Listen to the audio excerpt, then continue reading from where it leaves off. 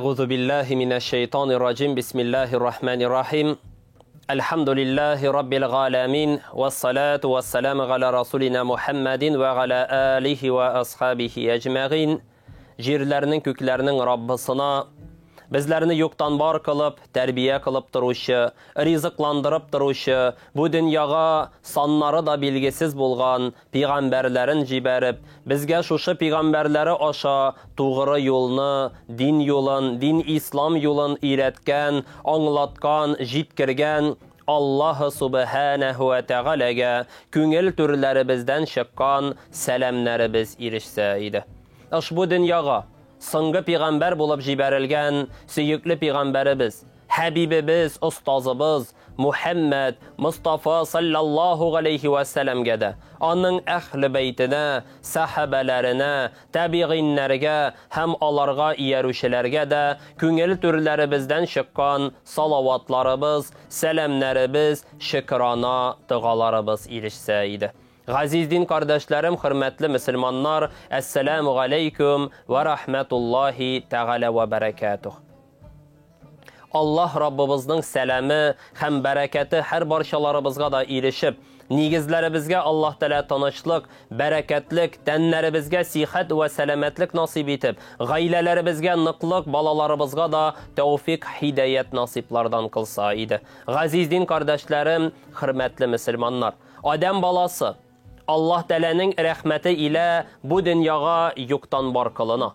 Yoktan var kıla Allah subhanahu ve teala Adem balasın eti enisi arkalı bu dünyaya Adem balası tudurulup hem bu dünyada Adem balası türlü yolda kimlerdir gamel kılı yolunda, kimlerdir izgilik yolunda, kimlerdir cemaat, naşar, yavuz yollarda gımirlerin sarf iteler. Elbette Allah Teala'nın rahmeti bilen Adem balası dünyaya, her bir bende dünyaya mümin Müslüman bulup dünyaya getirile. Eğinde anı eti enisi, ya ise mecusi, ya ise başka türlü din tutuşu bulup, ya ise Müslüman bulup terbiye kıla. Hem elbette Adem balası bu dünyada terbiyelenip, bu dünyada yaşagenden son her birimizin de azakı urnumuz, yaktı dünyadan ahiret dünyasına küçüğü bizde var.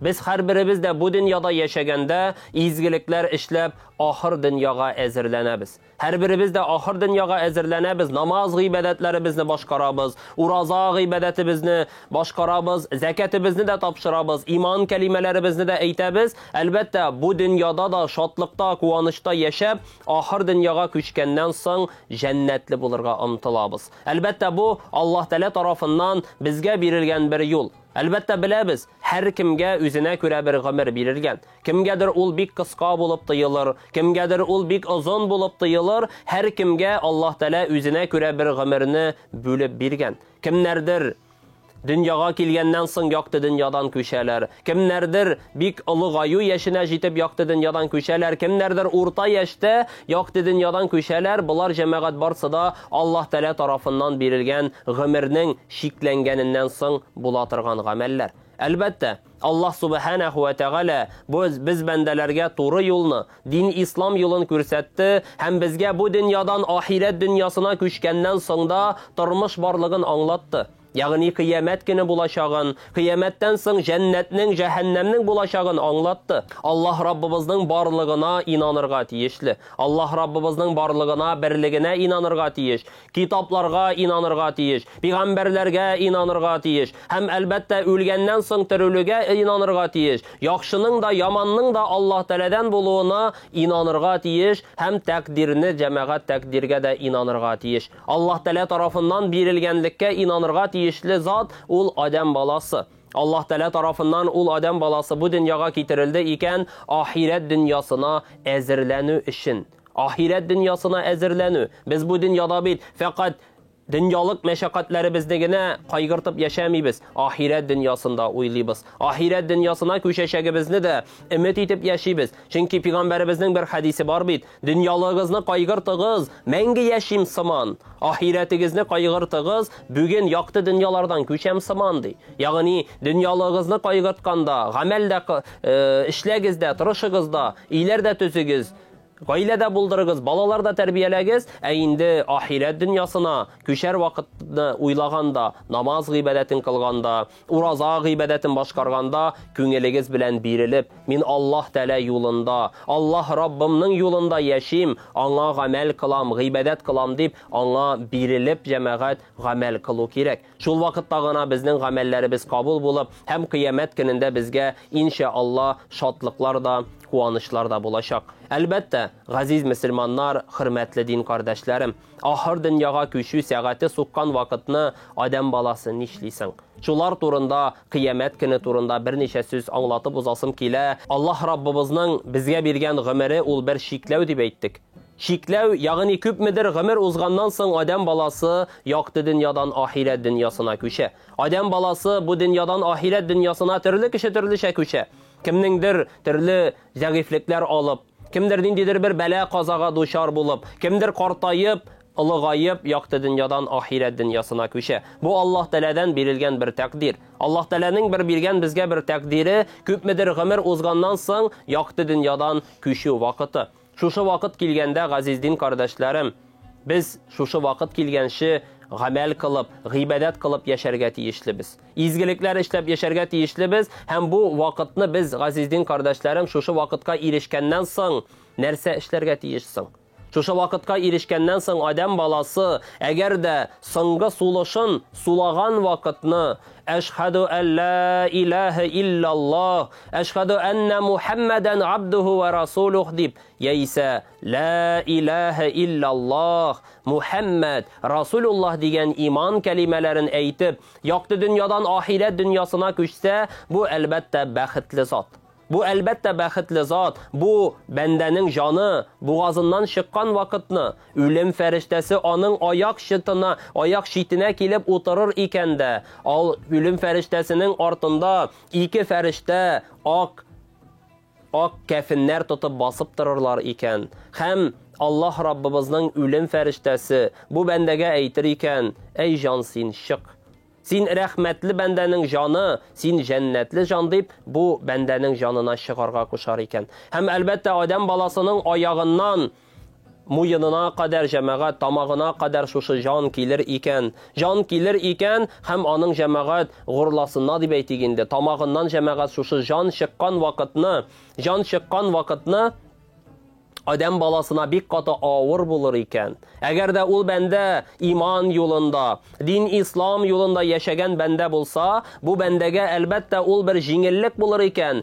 Инәдән тамчы, су тамчысы никадәр тиз тишеп тамып китә, шулай итеп җиңел генә ул бәндәнең әлбәттә җаны чыгар икән. Ул бәндәнең җаны чыгар икән дә, шушы ике фәрештә ак кәфенгә бу җанны төреп җәмәгать күккә ашырырлар икән. Күккә ашырырлар икән. Күкнең барлык катларыннан ул үткәннән соң, күкнең 7нче катында Аллаһ алдына китереп, бу кем дип сораганнан соң, бу фәлән улы дип әйткәннән соң, яисә фәлән кызы дип җиткергәннән соң, аны изгеләр китабына язып куегыз. Аны яхшылар китабына язып куегыз дип әйтелер икән, һәм аның җаны җәмәгать шушы якты дөньядан күчкән бәндәнең өстенә төшерелер икән. Өстендә торыр икән, ягъни шусы җәсәтнең дип әйтик, ул кешенең тәненең өстендә, күкрәк өстендә торыр икән. Беләбез бит, кай вакытны ишетергә туры килә, мәйетләргә баргачтында, яисә танышларыбыз, якыннарыбыз мөрәҗәгать итеп, яисә мәчеткә мөрәҗәгать итеп сораучылар арасында да бар: "Хәзрәт, менә туганымны якты дөньядан озаттым. Ахыр сулышын сулаганда йөзе каралып, куркынып китте" дип әйтүчеләр бар. Ни өчен адәм баласы куркына?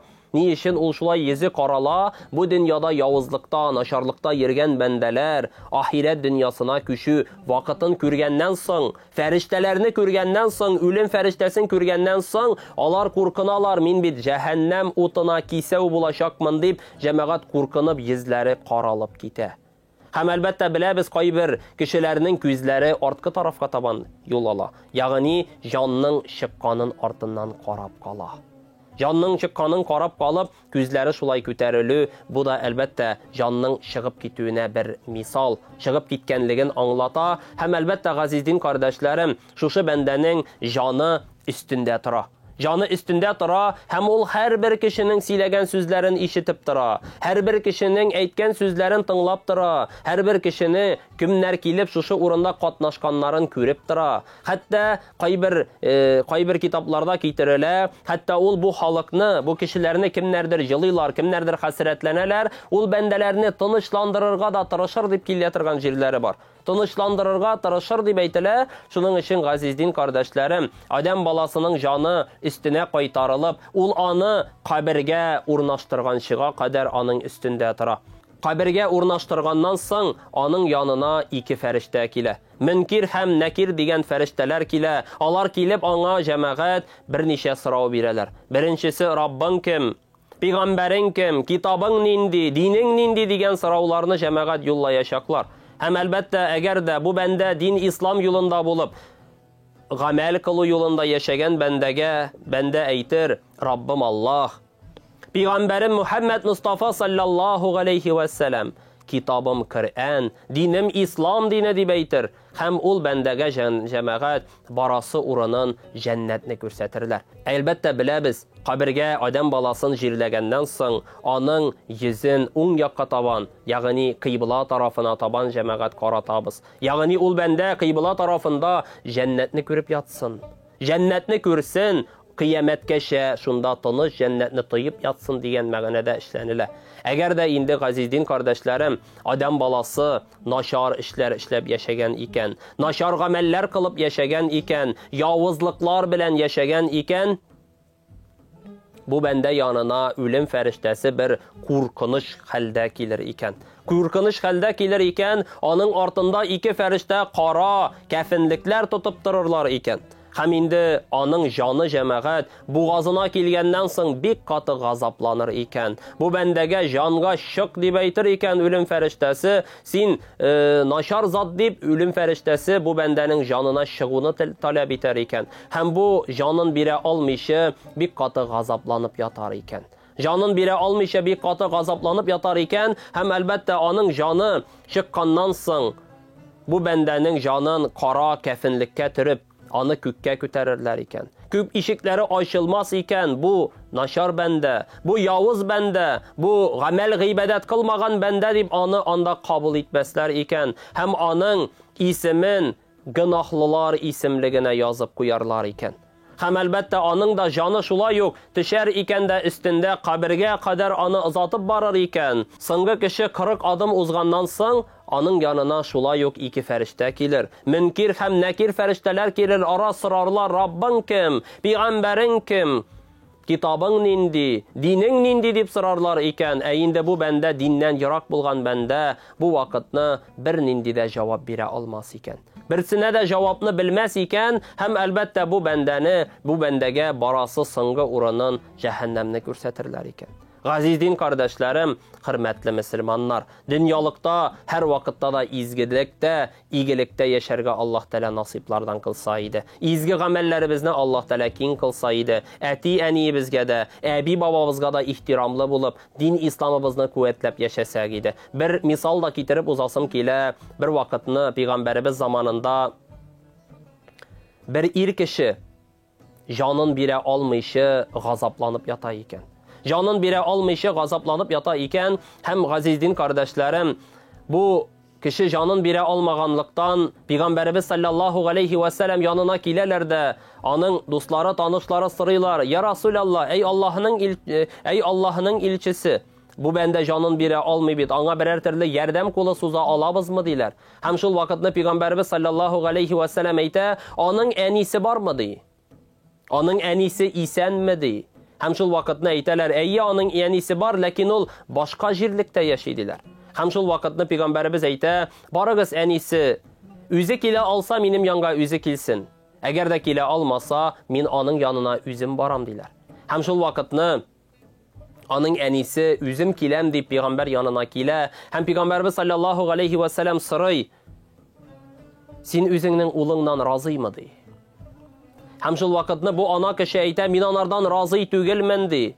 "Мин аңа бик тә ачулы" ди. "Мин аны бәхил кыла алмыйм, мин анардан разый түгел" ди. Чөнки ул мине өемнән куып чыгарды, хәтта өемдәге әйберләремне, минем әйберләремне ташышырга булышты ди. Һәм шул вакытны Пәйгамбәрбез саллаллаһу алейхи ва саллям әйтә, ул ди якты дөньядан күчә алмыйча ята ди. Син аңа ди, ризалыгыңны бирәсеңме ди, син аны гафу кыласыңмы ди. Һәм шул вакытны ана кеше әйтә, юк ди, мин аңа гафу кылмыйм ди. Һәм шул вакытны Пәйгамбәрбез әйтә, үзенең шәһабәләренә, барыгыз ди, зур гына учак ягыгыз, һәм шушы учакта моны яндырып үтерегез дигән мәгънәдә. Ягъни шушы үлә алмыйча яткан ир кешене яндырып үтерегез дигән мәгънәдә шушындый бер учак ягырга куша. Һәм шуны ишеткән теге хатын-кыз, әни кеше, ана кеше әйтә, мин аны гафу кылам ди. Мин аны гафу кылам, мин аны гафу кылам, мин аны гафу иттем, мин аны кичердем. Алай итеп аны якты дөньядан озатмагыз ди. Мин аны кичердем ди, мин аны гафу кылдым ди. Һәм шул гафу кылу сүзен ишеткәннән соң, газиз дин кардәшләрем, теге ир кеше ла илаһа иллаллаһ Мухаммад Расулуллаһ дип якты дөньядан ахирет дөньясына күчә. Әлбәттә, бу якты дөньядан күчү фақат гамәл кылган, гыйбадәт кылган өчен генә куанычлы үлем булмый. Шуңа күрә без әти-әниләребезне дә, әби-бабаларыбызны да, туганнарыбызны да ихтирам кылып, хөрмәт кылып яшәргә тиешлебез. Бу безнең өстебездәге зур бер бурыч. Әлбәттә, газиз дин кардәшләрем, әгәр дә кем якты дөньядан күчкәндә газаплана икән, аңа уңайсыз икән, яисә җанын бирә алмыйча авырсына икән, бик авырсынып, газапланып ята икән, бу вакытны Пәйгамбәребезнең хәдисе бар. Пәйгамбәребезнең хәдисе бар, Ясин сүрәсен укыгыз. Ясин сүрәсен укыгыз, ул бәндәгә җан бирергә җиңелрәк булачак диләр. Шуңа күрә, газиз дин кардәшләрем, хөрмәтле мөселманнар, бугазыбызга җаныбыз килеп җиткәнче гамәл гыйбадәттә вакытларыбызны уздырыйк. Әлбәттә, һәркем жаны бугазына җиткәннән соң һәркем Аллаһ Раббыбыздан сорар икән: "Әй Раббым, миңа бер генә минут арттыр. Гомеремне берничә минутка гына арттырып бир. Мин гамәл кылыр идем, гыйбадәт кылыр идем, изгелекләр эшләр идем" дип әйтеп үтенер икән, ләкин аның үтенеше җәмәгать кабул кылынмас икән. Шуңа күрә, газиз мөселманнар, хөрмәтле дин кардәшләрем, бугазларыбызга җаннарыбыз килгән вакытта үзебезнең күп гамәлләр, гыйбадәтләр кылганыбызны белеп, шатланып, Аллага шөкер, минем соңгы көнем килеп җитте бит, мин җәннәт әһле булачакмын, анда мине тагы да мулрак, иркенрәк, шатлыклырак тормыш көтә дип, шатланып җәмәгать җаннарыбызны бирсәк иде. Әлбәттә, Пәйгамбәребезнең бер хәдисе дә бар. Изге бәндәгә, гамәл гыйбадәттә үткәргән бәндәгә ахыр дөнья ул җәннәт нигъмәте. Җәннәт нигъмәте шатлыклы бер урын ди. Ә инде начарлыклар эшләп, изгелекләрдән ерак булып йөргән бәндәгә ул җәһәннәм чыкырыннан бер чыкыр ди. Шуңа күрә, газиз мөселманнар, хөрмәтле дин кардәшләрем, җаннарыбызны биргәндә иман кәлимәләребезне әйтеп, дөньядан иман белән күчәргә Аллаһ Тәала җиңеллекләр, мөмкинлекләр дә насыйп кылса иде. Пәйгамбәребезнең янә бер хәдисе дә бар. Кем ди? Гомерендә бер мәртәбә булса да, ла илаһа иллаллаһ Мухаммад Расулуллаһ дигән иман кәлимәсен әйтсә, бу бәндә җәннәтле булмыйча калмас ди. Ягъни үзенең эшләгән гынаһлы гамәлләре өчен җавап биргәннән соң, тәмукта үзенең гынаһлары өчен җавап биргәннән соң, бер вакыт килер, аны аннан алып җәннәткә ирештерерләр. Шушы бер ла илаһа иллаллаһ Мухаммад Расулуллаһ дигән иман кәлимәсе өчен. Газиз дин кардәшләрем, хөрмәтле мөселманнар, диннән ерак булган бәндәләргә Аллаһ Раббыбыз дин ислам юлына күнеп, Аллаһ Раббыбызның кушканнарын үтәп, тыйганнарыннан тыелып яшәүләребезне дә насыйплардан кылса иде. Дин юлында булучыларга Аллаһ Тәала иманнарын ныгытып, киләсе көннәрдә дә гамәл, гыйбадәттә вакытларыбызны үткәрергә Аллаһ Тәала җиңеллекләр дә, мөмкинлекләр дә насыйп әйләсә иде. Ассаламу алейкум ва рахматуллаһ.